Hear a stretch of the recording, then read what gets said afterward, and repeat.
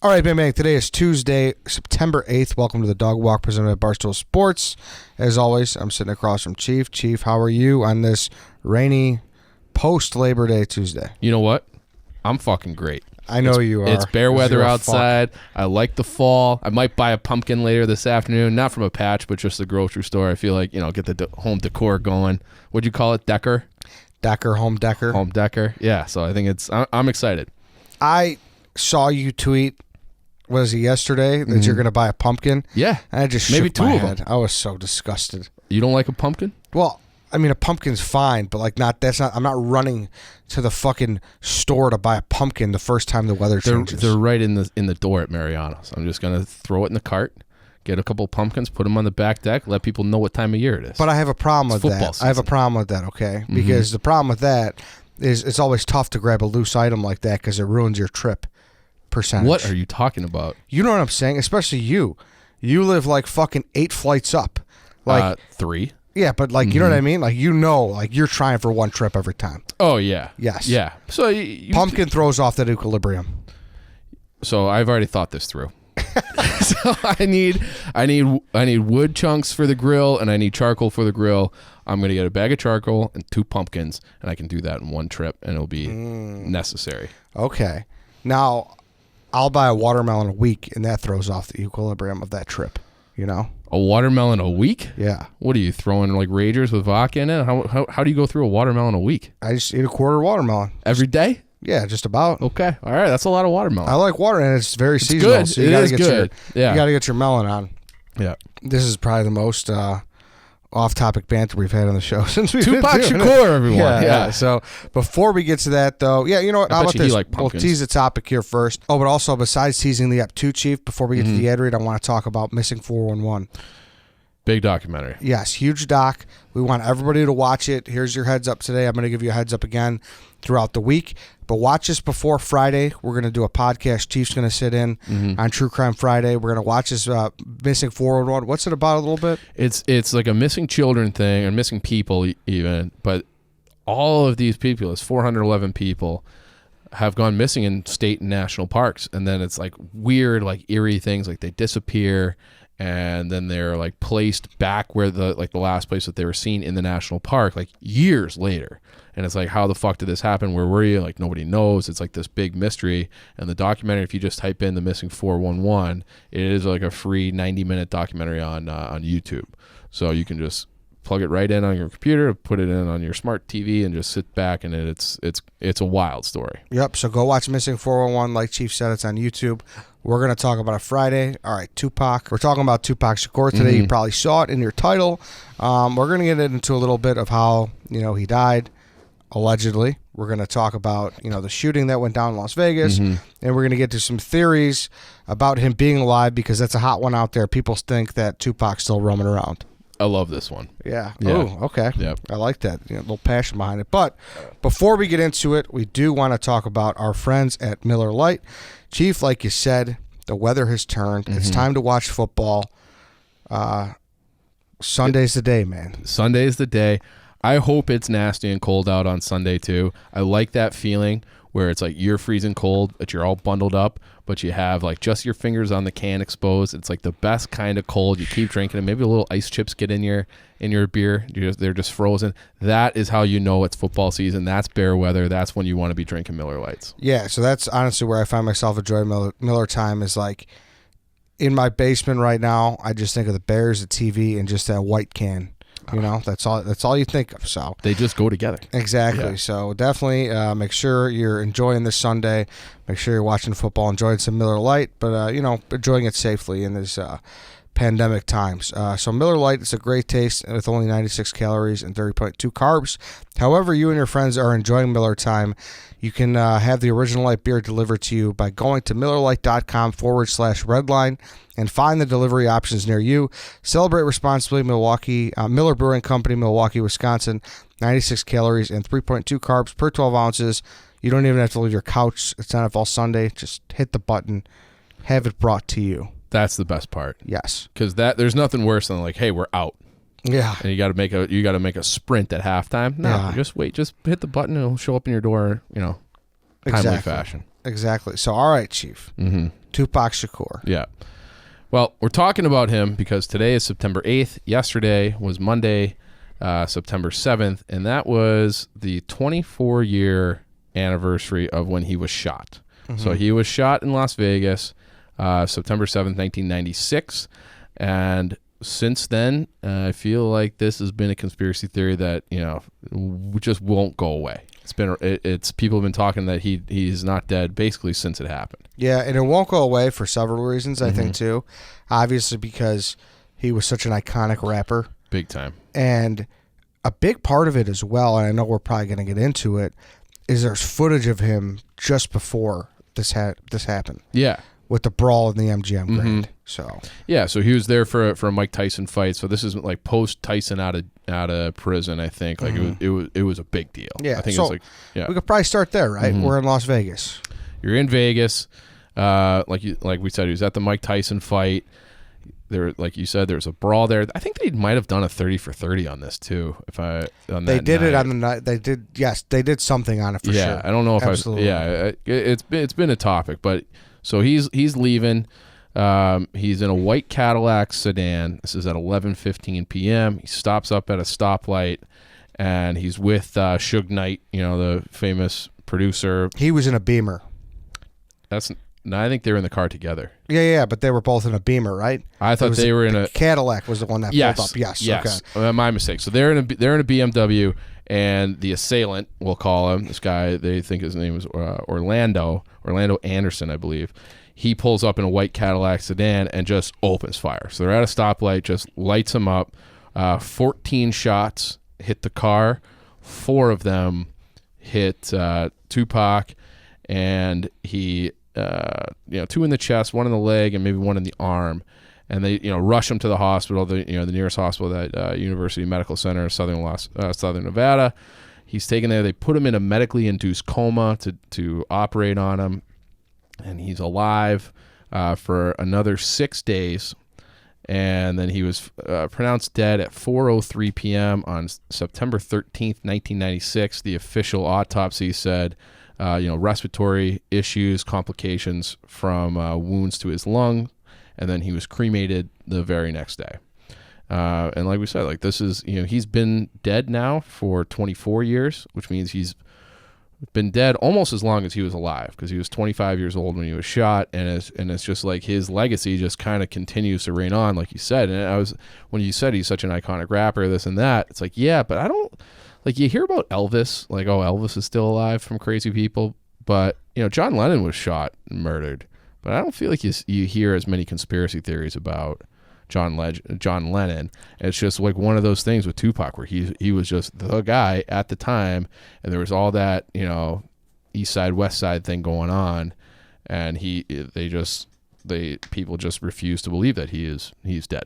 Yeah, and for the record, the 30 for 30 was called One Night in Vegas, and it follows Mike Tyson's fight and obviously Tupac, so it's that whole case. Just that whole night that happens, but with the Tyson fight and the death of Tupac. So yeah, I think it's so talked about, and rather than those other ones, because everyone was pretty tight-lipped about it, right? Is that a big reason? I think so. Yeah, and it's both. You have people who are tight-lipped about it, in terms of like the police and not really saying anything. It's still considered like an unsolved mystery. No, I don't believe Orlando Anderson was ever formally charged. He died himself in an unrelated shooting 6 months later. There's a thing where the guy who performed, what do you call it, a crematory? He worked at a crematory, but he retired like abruptly after doing Tupac Shakur's. And then no one's ever seen or heard from him ever again. So there's like some weird, and like that, who knows? Like that guy could have just been like, I'm done burning bodies. Like I'm going to retire. But it was because that was his last one. And we'll get to him a little bit later too, that people are, pulling on this thread that it's like, maybe this guy is really alive. And I'm not going to lie. When going through the research, I might be in that camp. There's some things there. And before we get into all that, really quick, I think we should also state that Orlando Anderson, the guy who is widely regarded as the guy who shot Tupac, they got into a fight at the MGM Grand before. Yes. It was him who they like. He saw him. Yep. This guy was in a rival gang, and immediately, he was a Crip. Yes, him and his crew beat the shit out of this dude Yep. at MGM in the lobby. And then it was like almost like, okay, this guy sought for revenge because he just got beat up in the middle of the fucking hotel. Right. And, they're in a rival gang. Yeah. Yeah, and that was the thing. So, like, he was implicated. There was also, like, some Freedom of Information Act document requests where the FBI was investigating. Oh, man, I should pull up so I get it right. But it was like a Jewish rights group that, for whatever reason, had a problem with Tupac Shakur. They looked into Biggie Smalls. Obviously, like, that's been much talked about. Like, because he had the song "Who Shot Ya." And then I think Tupac had a thing about fucking his wife and fucking Little Kim, and like that was like a big rivalry, and that was at like the peak of the whole East Side, West Side, like rap rivalry. That I feel like that just there's no like rivalries in rap anymore today that were like that. That was like a real thing. Like people were getting shot. Like that was like early rap. It was a crazy. I remember it. I was like 9-10 years old. And I remember it being a thing, and I remember like choosing like the East Side. Like I had a red Yankees cap because I wanted to be like Puffy and Mace in the More Money, More Problems video because those were my guys. Like, I was like hardcore in 5th grade. That's funny. Yeah. But yeah, I mean, it's the saddest part about it all is, both of them lost their lives at fucking 24 and 25. Yeah. At the top of their game. Yeah. Yeah. So, but yeah, so do you want to get into some of the stuff? So this is why people are like we said, are kind of in the camp that he's got to still be alive. One of the number one guys who thinks that is Suge Knight. So the guy who was in the car with him at the time, I think he was his manager, producer, like one of his best friends, like owned Death Row Records. He's currently in jail. He gave a statement as part of a documentary that came out a couple years ago.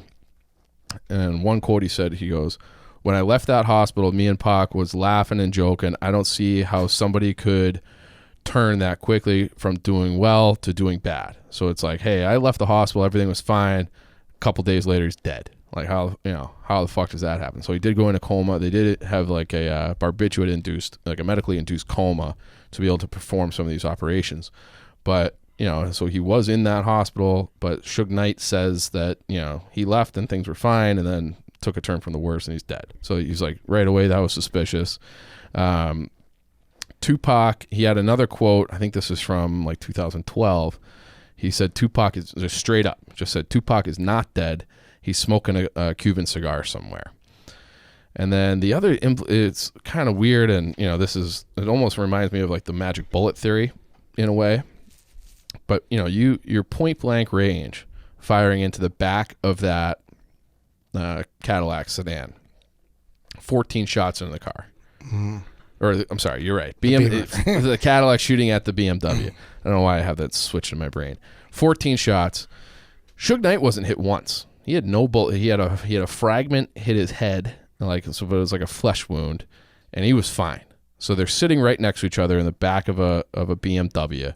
The car gets lit up, and Suge Knight doesn't get hit once, and Tupac gets hit 4 times. That, to me, they're on the passenger side, so like who knows like where the bullets are going or whatever. They pulled up on the passenger side of the car and lit it up, and Tupac dead, Suge Knight basically unscathed. Mm-hmm. Mm-hmm.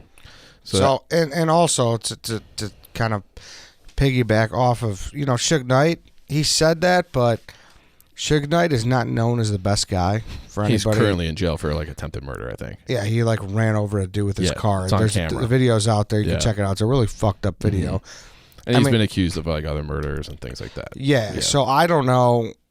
What would he have to gain? Buzz maybe.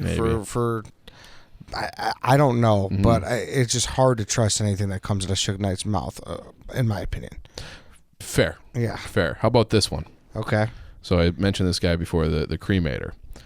He listed, and I guess this is a thing that you do when you're doing a cremation, that you take like the heights and weight of the body. He listed Tupac's body at 6 feet tall, 215 pounds, which is basically a little bit shorter and a more in-shape version of me. Okay, so he's like a pretty big body. Tupac's driver's license says he's 5'10", 168. It's an extra 40 pounds and 2 inches of a guy. Like, well, I mean, people are known to be, lying on their driver's license. They don't lie the other way.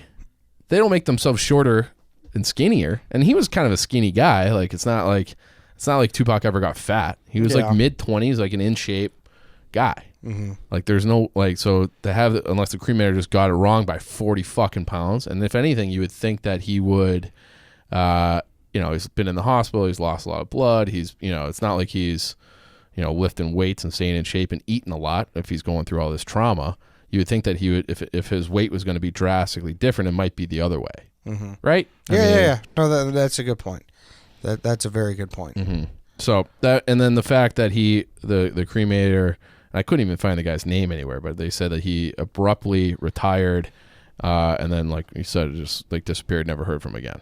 So that's weird. That's bizarre. That's very strange. And that's especially being involved with the gang conflict and everything. I don't know. Like, was he threatened? I don't know what happened, but that's very strange. I mean, Suge Knight's a scary fucking guy. Threatening. He's Suge Knight's the one who like took Vanilla Ice by his ankles and hung him off the balcony, right? I'm not. Yeah. Yes, he is. Yes. Social media guy dances. Yeah. So he like that. Like this guy is not adverse to threatening people or murdering people. Yeah. Okay. So maybe Suge Knight's involved in this. Whatever. And we can go through like some of the theories. The one that kind of stuck out to me the most was there is some evidence that he might have just ended up in Cuba. Okay. So it's a decent place to hide. Americans don't go down there. There's no media there. Nothing gets out of Cuba, really. It's just Castro. And so there was a 2010 interview with one of his friends who was in, I think the band, the rap group was called the Outcasts, or Outlaws. And the guy said off the record, like he didn't know the cameras were rolling. They just like kind of flippantly asked him about, hey, like what's the deal with Tupac? And he goes, man, the last time I saw Tupac, he was in Cuba. I was like, just like that. And it's like, okay, that's fucking like bizarre that you would say that. In 2018, there were all these like videos and pictures of him at a bar in Cuba with Rihanna.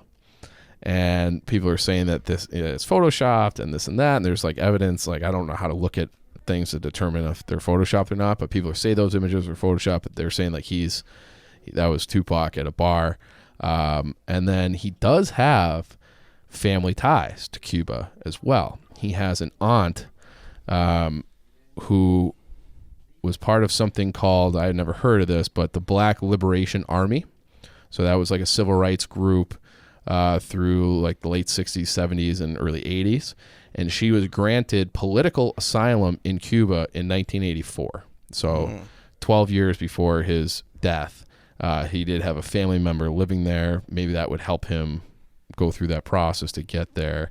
And there's been that line of thinking that he's in Cuba, going from that comment about how he's smoking a cigar in Cuba somewhere to these images of Rihanna, whatever.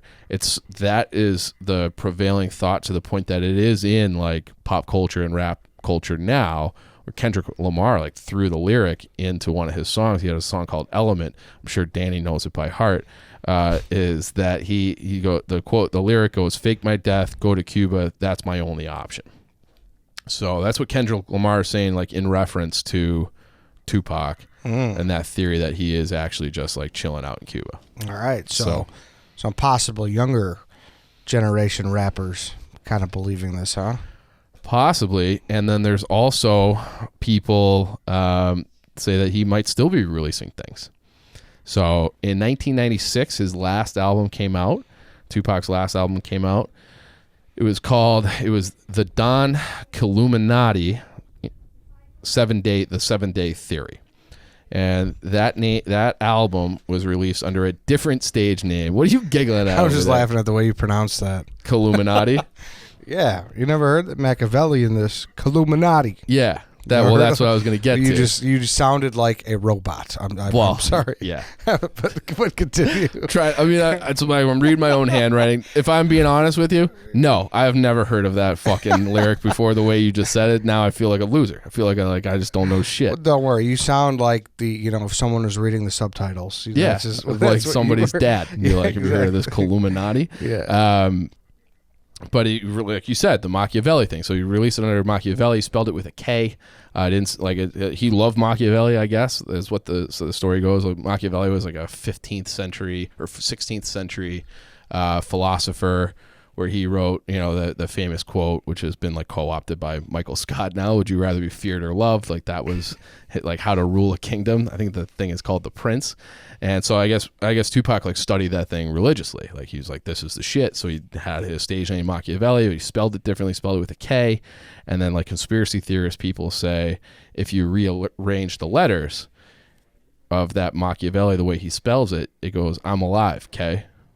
Ooh. So you can rearrange the letters. You can always count on conspiracy theorists to play a good like game of crossword or crossword what or is anagram. That? Is it an anagram? Like a little mixer. Yeah. You know what I know people what you're listening. about. Yeah. Everyone's on the same page. Yes. And then he had people are saying that he had a different like stage name from where he was in hiding, called Casanova the Don, and he released a song called Mystery, and he has a lyric in there that was, it's been 16 years, still stuck in a dark cage, living in my mind of that fateful day, 9/7/96. I remember it like it was yesterday.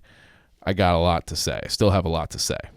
So that they're saying like that's like him saying like, I'm still out there, I'm still rapping. I remember that day that I got shot and just decided to disappear. Because if like Dr. Dre has that other lyric too, where he's like, yeah, I moved out of the hood. I can't remember. It's from the Chronic 2000. Like, can you blame me? Like, what if what?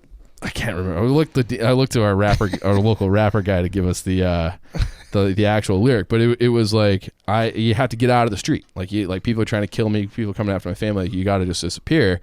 And that was Dr. Dre. He was not as like heavily involved in some of the stuff that Tupac was. So if you think you're going to get killed, maybe it's just good to just disappear. And maybe that's what he did. Maybe he faked his death so he could disappear.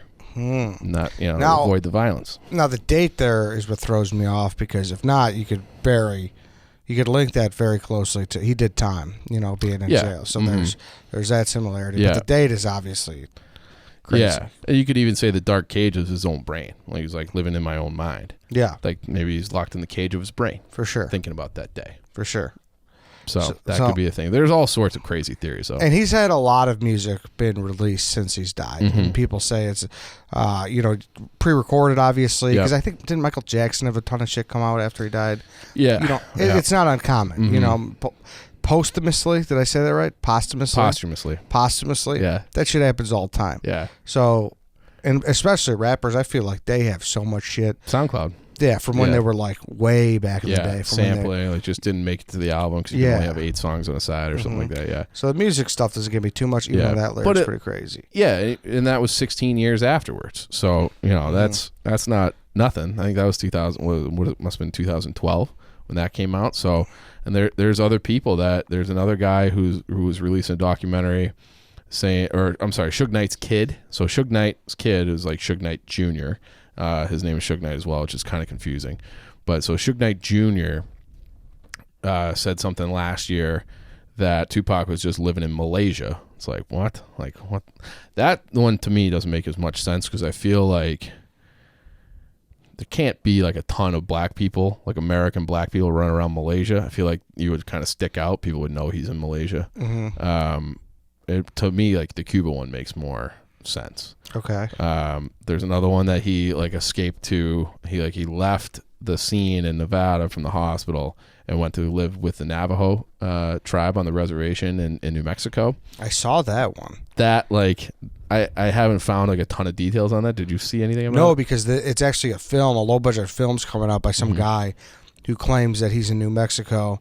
And he's making a movie about it. This story that I'm reading right now came out in February of this year. Okay. So I assume the movie probably came out recently, or it's still not out yet. Yeah, I don't think it's out yet. I mean, he had like his biopic, came out in 2017. All Eyes on Me, which is that was like I feel like there were a bunch of those movies came out in a row. But they, it was like kind of almost in response to that, is what my understanding is. Like this was like a major motion picture. They told his life story, made it seem like he was dead, and then they're like, he's not fucking dead, and here's a documentary to prove it. So I don't know. It's That's all the theories? That's all the big ones that I came up with. I've seen other ones where he was like, he's in Africa, like he did the Dave Chappelle thing. He's just like, I'm getting the fuck out of here. I'm moving to Africa for a while. But it to me, like, we've done a lot of these crazy ones. This one to me seems like, if I put myself in Tupac's shoes, it's something that I would do, you know. And I think it's something that you could do with, like, you could probably do it with the help of like the federal government too. But I don't know if he hated the limelight. He kind of seemed like a person who liked to be out there, but I could be very wrong. Is he a person that liked to be shot? No, obviously not. Well, that would be the, you know, if you go into witness protection or, you know, something like that, is the government, you know, like, could he be like, hey, like, I saw this guy did it, this guy did these other things, and like I'm scared. Yeah, and you become a cooperating witness on something else, and then you put you in witness protection, and you're living in fucking New Mexico with the Navajos. Sure, I get that. I don't get the theory where it's like I want to live in bliss now. I'm done with this shit. Yeah, no, That's that. Yeah, it would, to me, it would be like extenuating circumstance, because he had like a film career starting to take off too. Yeah, he was in that movie Above the Rim. You ever seen that? I have not actually. Ooh, I think it's on Netflix now. It's like a very. I drafted it in our Snake Draft Sports Draft. It was my basketball movie. Ooh. But it's like what is it, Coney Island or Brooklyn, somewhere out in New York, and he's like a gang leader trying to like coerce this young kid into being like, oh, don't go to Georgetown, like run the streets with me and like fix high school basketball games and things like that. Oh, that sounds very interesting. Yeah, it's good. It's a good movie, and he's good in it. Damn. And so like he had that. I think he had a couple other like smaller roles, and it was like this guy. It felt like he was still on the ascent when all this was going down. So it wouldn't be crazy to me. Like, it's plausible that he was just like, I can't be looking over my shoulder. That was the other thing. Like, his wife and somebody else are supposed to be in the car with him, and he made them take a different car because he felt unsafe. He almost always, because he had been shot before, he almost always wore a bulletproof vest. He wasn't wearing it that day.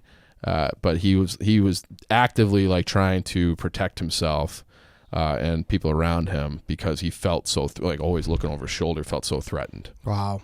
So, and that's, like I said earlier in the pod, that's the saddest part to me.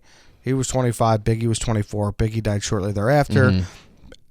Same thing. We could probably do another one of these tomorrow about Biggie. You know, maybe we will. Maybe we will. I don't hate that. Yeah. But you know what I mean. That's what's interesting is. There's just so much that they had left to give, you know. Yeah. It's very sad. Yep. So, yeah, I think that's it. Tupac Shakur. Is he still alive? You let us know. Hit us up on Twitter, Dogwalk Barstool. We'll Barstool put a poll Chief. out. Yeah, we'll put a poll out. Yep. Let us know what you think. But yeah, I think that's it for today.